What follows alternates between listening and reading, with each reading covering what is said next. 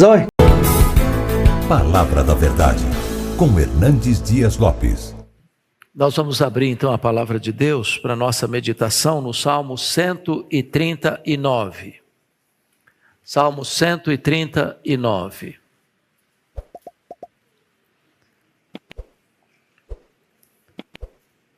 Esse texto diz assim: Senhor, tu me sondas e me conheces. Sabes quando me assento e quando me levanto. De longe penetras os meus pensamentos. Esquadrinhas o meu andar e o meu deitar, e conheces todos os meus caminhos. Ainda a palavra me não chegou à língua, e tu, Senhor, já a conheces toda. Tu me cercas por trás e por diante, e sobre mim pões a mão. Tal conhecimento é maravilhoso demais para mim, é sobremodo elevado, não o posso atingir. Para onde me ausentarei do teu espírito? Para onde fugirei da tua face? Se suba aos céus, lá estás. Se faça minha cama no mais profundo abismo, lá estás também. Se tomo as asas da alvorada e me detenho nos confins dos mares, ainda lá me haverá de guiar a tua mão e a tua destra me susterá. Se eu digo, as trevas com efeito me encobrirão e a luz ao redor de mim se fará noite, até as próprias trevas não serão escuras, as trevas e a luz são a mesma coisa. Pois tu formaste o meu interior, tu me teceste no ventre ou no seio de minha mãe. Graças te dou, visto que por modo assombrosamente maravilhoso me formaste. As tuas obras são admiráveis e a minha alma o sabe muito bem. Os meus ossos não te foram encobertos, quando no oculto fui formado e entretecido como nas profundezas da terra. Os teus olhos me viram a substância ainda informe, e no teu livro foram escritos todos os meus dias, cada um deles escrito e determinado, quando nenhum deles havia ainda. Que preciosos para mim, ó Deus, são os teus pensamentos, e como é grande a soma deles. Se os contasse, excedem os grãos de areia, contaria, sem jamais chegar ao fim. Tomar, ó Deus, desses cabo do perverso, apartai-vos de mim, homens de sangue. Eles se rebelam insidiosamente contra ti, e como teus inimigos falam malícia. Não aborreço eu, Senhor, os que te aborrecem? Não abomino os que contra ti se levantam? Aborreço-os com ódio consumado. Para mim, são inimigos de fato. Sonda-me, ó Deus, e conhece o meu coração. Prova-me e conhece os meus pensamentos. Vê se há em mim algum caminho mau, e guia-me pelo caminho eterno. Amém. Meus amados, o livro de Salmos é um dos livros mais empolgantes da Bíblia. Ele é o maior livro da Bíblia. E ele tem peculiaridades muito distintas, porque é uma coletânea de poemas, com vários autores, passando por Davi, Asaf, Coré, Moisés, Salomão.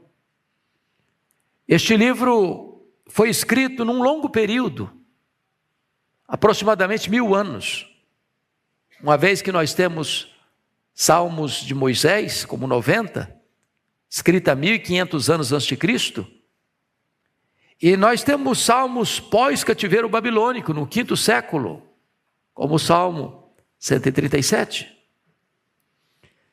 Mais tarde, talvez no período de Esdras, esses 150 poemas foram reunidos e distribuídos em 5 livros diferentes, ou distintos.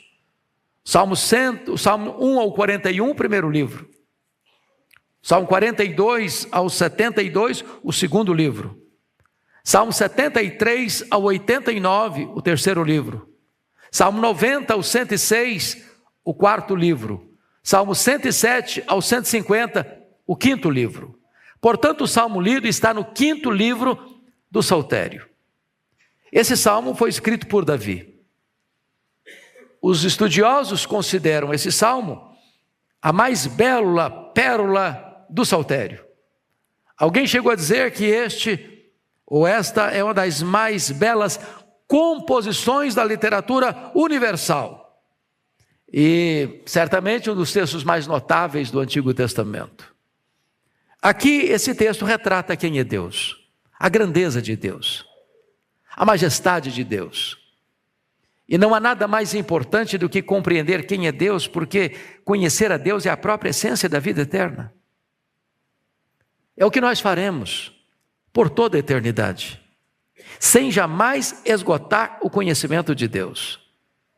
Jamais haverá um tempo, se posso falar de tempo, dentro da eternidade, onde nós possamos dizer agora, eu conheço tudo sobre Deus, não tem mais nenhuma surpresa acerca do conhecimento de Deus, já esgotei todo o ser de Deus, vou colocar a minha vida no piloto automático. Não.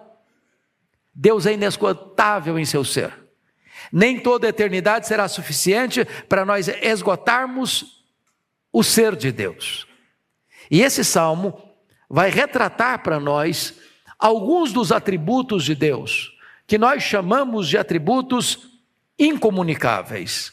Ou seja, só Deus os tem. Ele não compartilhou esses atributos nem com os anjos, nem com os homens. Quais são os atributos incomunicáveis de Deus? Deus é autoexistente. Todos os demais seres foram criados, mas Deus não foi criado, Ele é o Criador. Deus é imenso, ou seja, Ele é maior do que toda a obra criada. Se o universo tem mais de 93 bilhões de anos-luz de diâmetro, Deus é maior que isso. Mas esse Deus é também não só imenso, Ele é infinito. O tempo não pode detê-lo, Ele está além do tempo. Mas esse Deus também é eterno, Ele não passou a existir, Ele é o Pai da eternidade. Esse Deus é imutável, Ele não muda. O mundo muda, você e eu mudamos. A sociedade muda, os costumes mudam, os valores mudam, as filosofias mudam, mas Deus é o mesmo para sempre, o mesmo. Deus é onisciente, Ele tudo vê, Ele tudo sabe, Ele tudo conhece, Ele a todo sonda. Deus é onipresente, Ele está em todo lugar ao mesmo tempo. Deus é onipotente, não há nada que Ele não possa fazer. Então, Davi está pensando e meditando sobre o ser de Deus. E ele começa nos versos de número 1 a 6, tratando da onisciência divina. Se não, vejamos, com a Bíblia aberta comigo. Versículo 1 ele diz, Senhor, Tu me sondas e me conheces. Aqui só Deus pode fazer isso, sondar. Nós podemos até conhecer uns aos outros, mas o nosso conhecimento é parcial, é limitado e às vezes tendencioso. Mas Deus nos conhece por dentro e por fora. Mas mais do que nos conhecer, Deus nos sonda. Deus perscruta o nosso íntimo. Na verdade, Deus nos conhece mais do que nós nos conhecemos. Nós podemos mascarar o nosso autoconhecimento. Nós podemos nos enganar acerca de nós mesmos. Mas porque Deus nos sonda, e sonda de forma profunda, exaustiva e completa, não há nada em nós que Deus não saiba, porque Ele nos sonda. Mas ainda, Ele diz, versículo 2, sabes quando me assento e quando me levanto. Ele conhece a fase passiva do assentar e Ele conhece a fase ativa do levantar. Então notem comigo que esse Deus, se conhece o sentar e o levantar, Ele conhece a chegada e a saída. Ele conhece também o intervalo entre o assentar e o levantar. Ou seja, Deus sabe onde você vai. Deus sabe onde você chega. Deus sabe de onde você sai. Deus sabe para onde você vai. Agora o texto diz assim, de longe penetras os meus pensamentos. Aqui é algo sublime, porque nós não temos essa competência, nós não temos essa capacidade.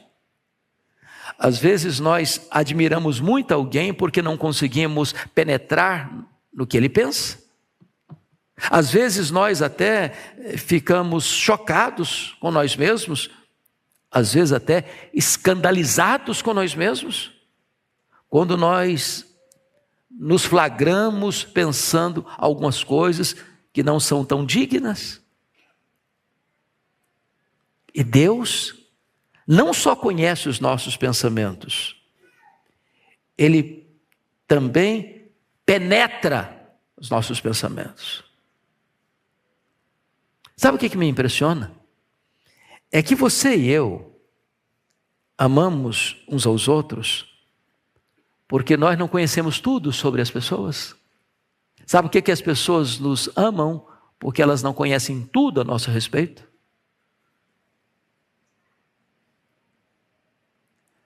E apesar desse Deus conhecer você por dentro e por fora, completa e exaustivamente, Ele ainda ama você com amor eterno. Que Deus maravilhoso! E Ele continua dizendo, Ele esquadrinha o meu andar e o meu deitar e conhece todos os meus caminhos. Ele esquadrinha. Ele sabe o que você leva para a cama. Ele sabe o que você vê quando você está no secreto do seu quarto. Ele conhece a intimidade do seu leito. Ele penetra todas essas coisas. Conhece todos os caminhos pelos quais percorremos. As sendas iluminadas e as obscuras. As que são conhecidas e as que nós tentamos esconder dos olhos alheios. Ele conhece. E o verso 4 vai além, diz, ainda a palavra me não chegou à língua, e tu, Senhor, já a conheces toda. Eu acho isso aqui incrível, porque quando você estuda um pouquinho da questão da fala pública, ou da oratória, ou da comunicação, os estudiosos dizem que quando você está falando em público, você tem no gatilho pelo menos 8 palavras, para você não correr o risco de ficar com um pensamento vago, ou usando algum cacuete. Então você fala e lá no seu inconsciente tem um gatilho de 8 palavras já prontas para serem proferidas, pois Deus conhece a palavra que você está falando, Deus conhece as palavras que estão lá no gatilho para serem faladas, Deus conhece cada som que sai da nossa boca e cada palavra concebida no nosso pensamento. Deus conhece todas elas. E agora o verso 5, ele vai dizer, tu me cercas por trás e por diante, e sobre mim põe a mão, então eu estou encurralado. Ele me cerca por trás, ele me cerca pela frente, ele me cerca por trás, põe a mão em cima de mim, ainda me segura nos seus braços. Eu estou completamente tomado, invadido, cercado, entrincheirado, sitiado pela presença desse Deus. A conclusão que ele chega está no versículo 6. Tal conhecimento é maravilhoso demais para mim, é sobremodo elevado, não posso sentir. Tem 2 coisas aqui que eu vejo. Primeiro, isso é aterrador. É aterrador. Porque se eu resolver ou escolher viver no erro, nas trevas, no pecado, na rebeldia, eu estou encurralado por Deus. Ele está vendo tudo. Ele sabe de tudo. Mas isso também é muito consolador, de saber que esse Deus cuida de mim, que Ele não me abandona, que não há circunstância, não há geografia, não há situação humana, terrena, que Ele não possa me socorrer e me ajudar. Agora, notem comigo que a partir do verso 7, ele vai fazer uma transição da onisciência divina para a onipresença divina. Já que esse Deus sabe tudo a meu respeito, quem sabe eu consiga fugir dele para não me investigar tanto. Para onde eu vou fugir? Veja o versículo 7. Para onde me ausentarei do teu espírito? Para onde fugirei da tua face? Será que eu consigo escapar desse Deus? Será que eu consigo ir para um local onde ele não me alcance e não me ache? Será que se eu for um foragido do conhecimento divino, eu vou encontrar um local onde ele não me enxergue, como pensou um dia o profeta Jonas? Ele pega um navio para Tarsis, pensando que podia fugir de Deus. Mas será que Tarsis é longe o suficiente? Será que o porão de um navio é protegido o suficiente? Para onde me ausentarei do teu espírito? E ele vai então criar algumas circunstâncias.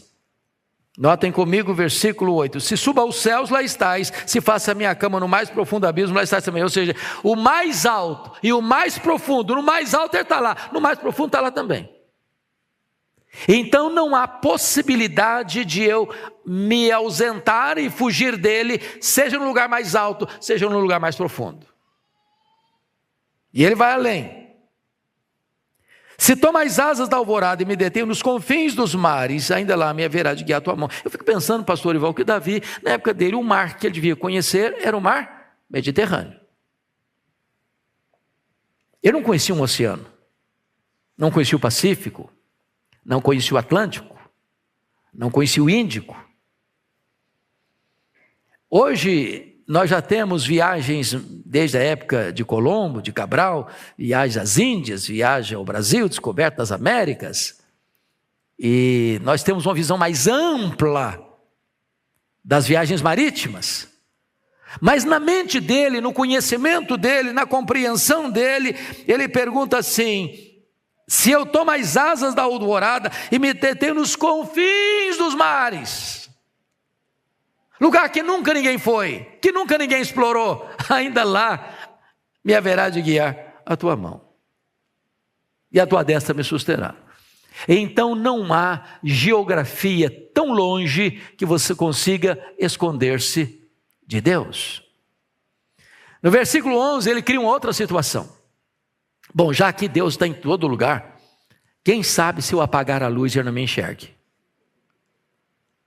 Quem sabe se eu fechar a porta do quarto, apagar a luz, eu vou fazer tudo escondido e ninguém vai ver, e nem Deus. E ele diz assim: se eu digo as trevas com efeito me encobrirão, a luz ao redor de mim se fará noite, até as próprias trevas não te serão escuras. As trevas e a luz são o quê? A mesma coisa. O que Davi quer passar para você e para mim? É que esse Deus é inescapável. O que ele quer nos ensinar? Que esse Deus nos cercou por todos os lados.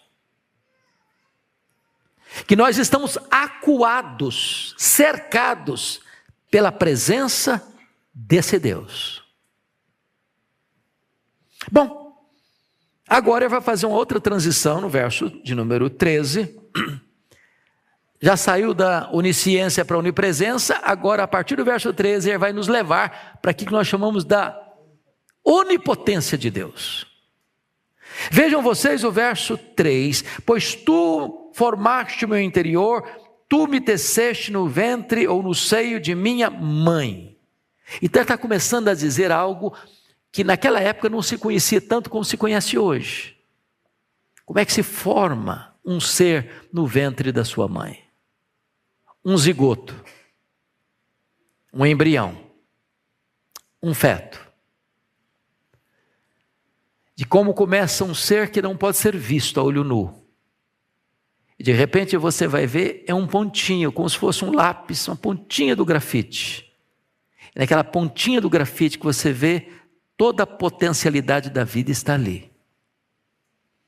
Eu nunca me esqueço, Arival, quando eu fui acompanhar a Renata, eu com o presbítero Edson, pai dela, e eu como sogro, quando o Bento era apenas esse pontinho no ventre dela, e nós olhamos pela televisão, e ele e eu choramos, de emoção, porque naquele pontinho estava um ser que tinha todo o potencial para desabrochar e crescer, e nascer, e crescer, e ser um homem maduro.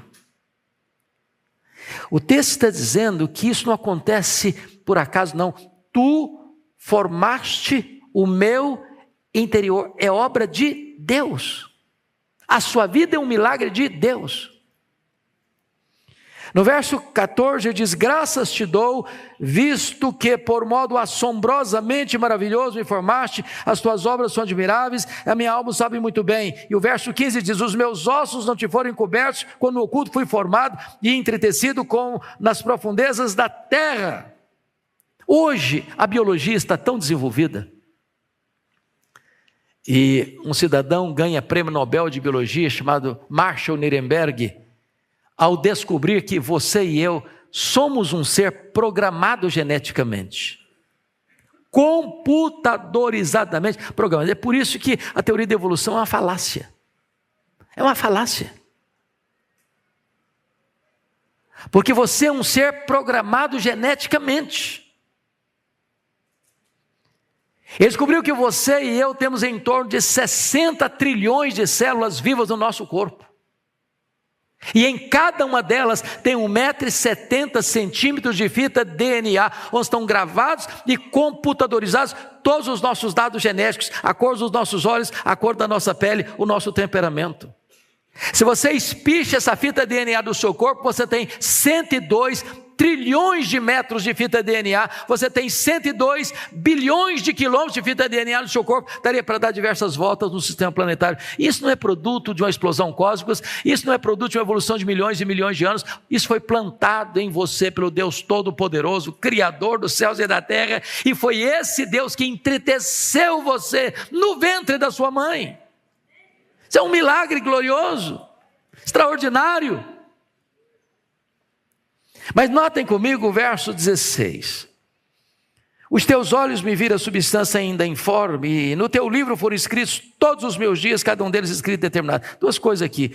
Primeiramente, Davi olha para ele mesmo, retrocedendo o conhecimento ao ventre materno, e diz que quando ele era um zigoto, ele não era uma massa indefinida, como uma autoridade brasileira tristemente disse, uma verruga pestilenta que a mãe tira quando quiser. Não.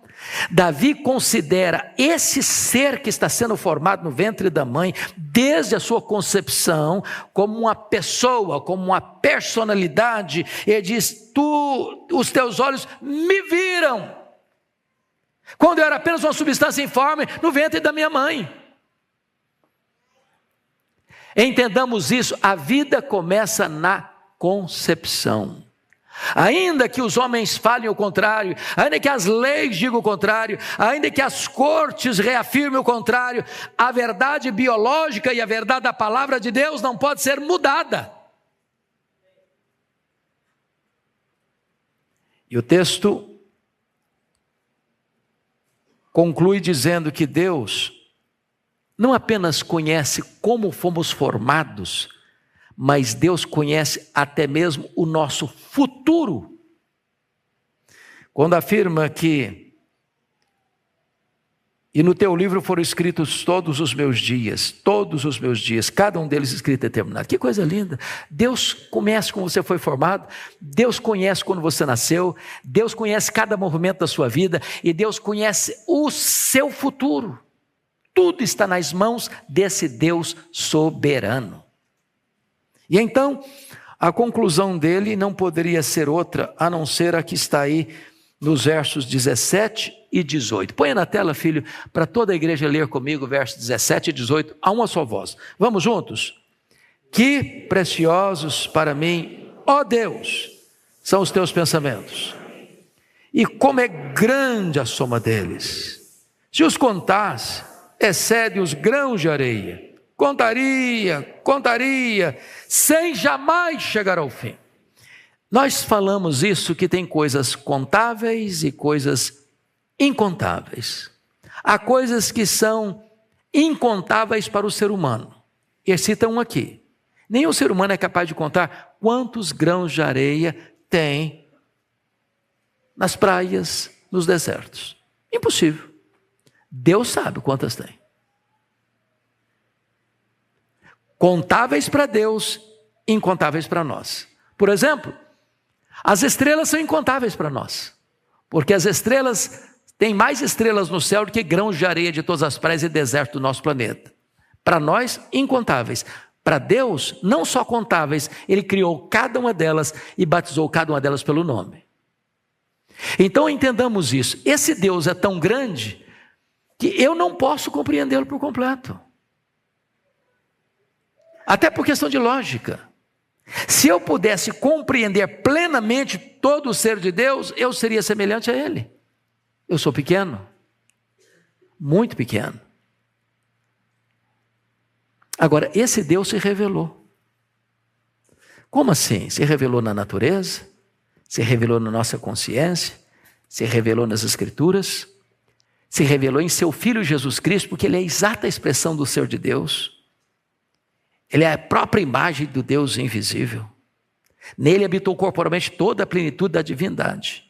Mas mesmo assim eu não consigo esgotar esse conhecimento de Deus, e é por isso que João 17,3 diz que a própria essência da vida eterna é esta, conhecer a Deus.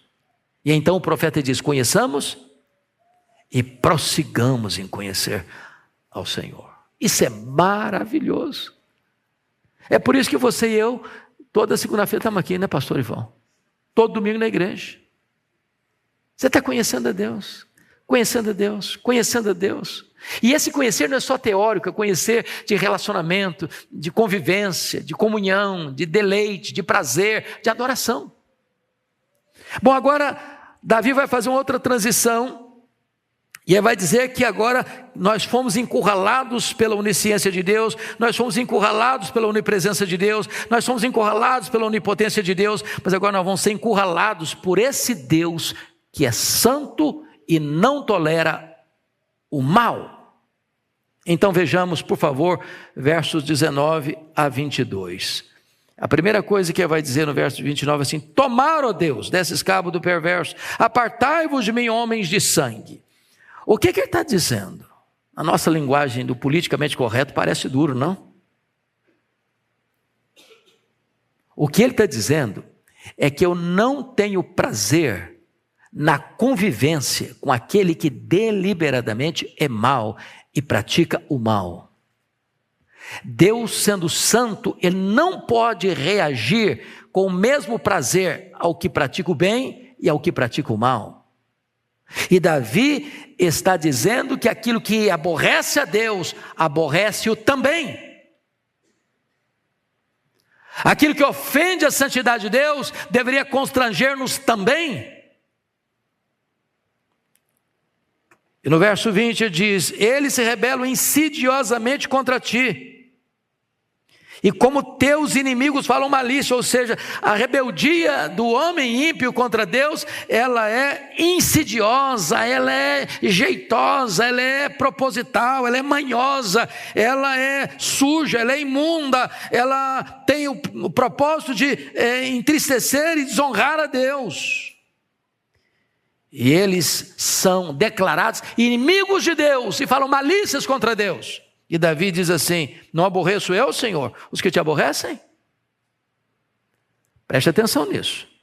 A Bíblia diz: irai-vos e não pequeis.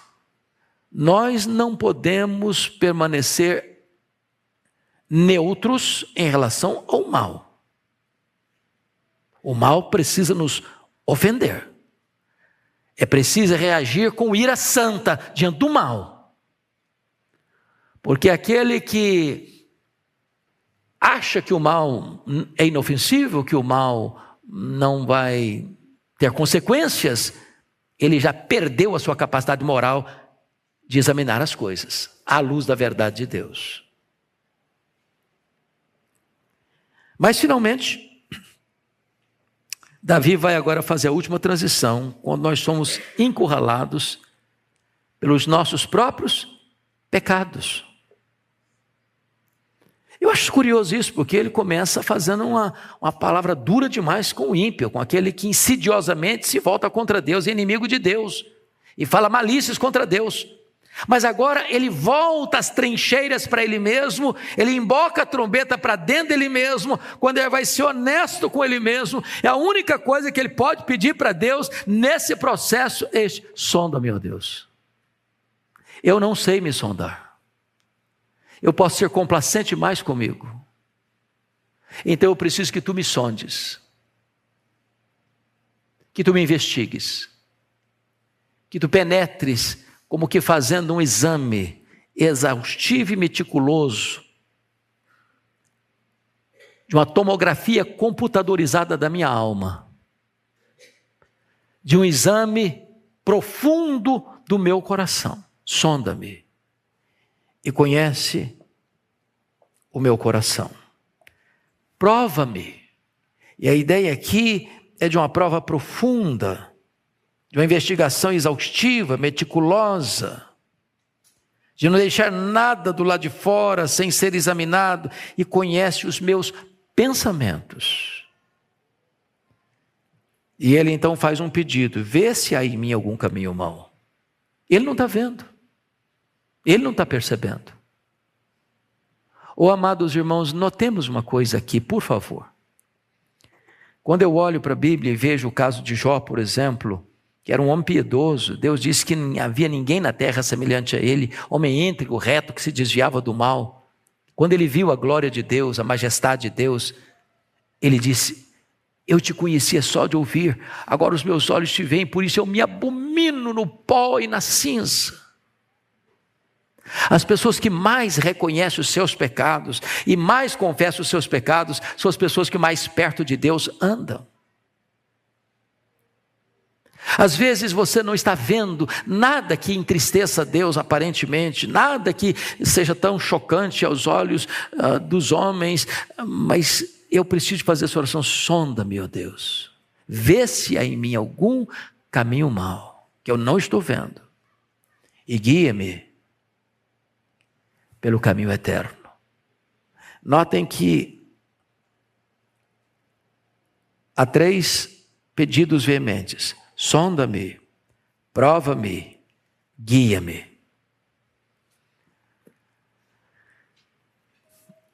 Em virtude da grandeza desse Deus, onisciente, onipresente, onipotente, santo, que confronta o meu pecado, o seu pecado, só tem um pedido que faça sentido no texto: meu Deus, eu quero ser guiado por ti. Eu quero ser guiado por ti. Que seja essa a nossa oração nesta noite. Que Deus nos livre do mal. Que Deus nos livre do pecado. Que Deus nos sonde. Que Deus nos conheça. Que Deus nos guie. Nos guie por caminhos de vida plena, de vida abundante, o caminho eterno. Vamos ficar em pé e vamos orar.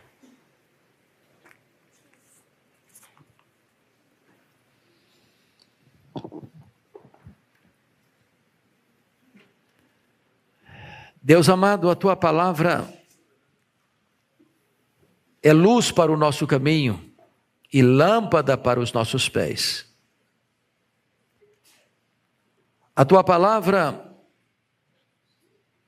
é o bisturi que remove os tumores infectos da nossa vida. A tua palavra é esse prumo que identifica as sinuosidades da nossa vida. E nós estamos todos aqui, Deus, na tua presença, reconhecendo que carecemos totalmente da tua graça e da tua misericórdia. Conforme já foi dito aqui hoje, Pai, nós não podemos nos envaidecer, achando que o mal nunca nos apanhará, ou que jamais incorreremos neste ou naquele pecado, neste ou naquele erro, neste ou naquele fracasso. A tua palavra diz: quem pensa estar em pé, veja que não caia. Nós não conseguimos ficar de pé escorado no bordão da autoconfiança, Deus. Sê propício a nós e tenha misericórdia de nós. Sustenta-nos, ó Deus. Segura firme a nossa mão. Guia-nos com o teu conselho eterno até nos receberes na glória. Santifica a vida do teu povo aqui reunido, Senhor. Limpa o nosso coração de toda maldade, de toda sujeira. Afasta dos nossos olhos aquilo que é mal. Livra os nossos pés de lugares escorregadios. Livra-nos do laço do passarinheiro. Livra-nos, ó Deus, das ciladas do diabo. Livra-nos, meu Deus, das tentações do pecado. Livra-nos do maligno, Senhor. E dá-nos uma vida digna do Evangelho, uma vida santa diante dos teus olhos. Guarda o nosso coração para que ele seja totalmente teu, meu Deus. E que a nossa vida possa ser um hino de adoração e louvor ao teu santo nome. Receba o nosso tributo de gratidão pela tua grandeza, pela tua majestade, pelos teus atributos excelentes, pela tua perfeição.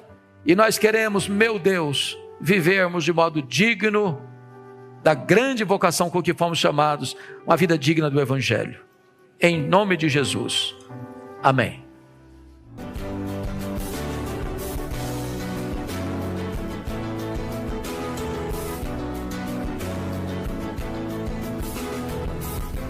Palavra da Verdade, com Hernandes Dias Lopes.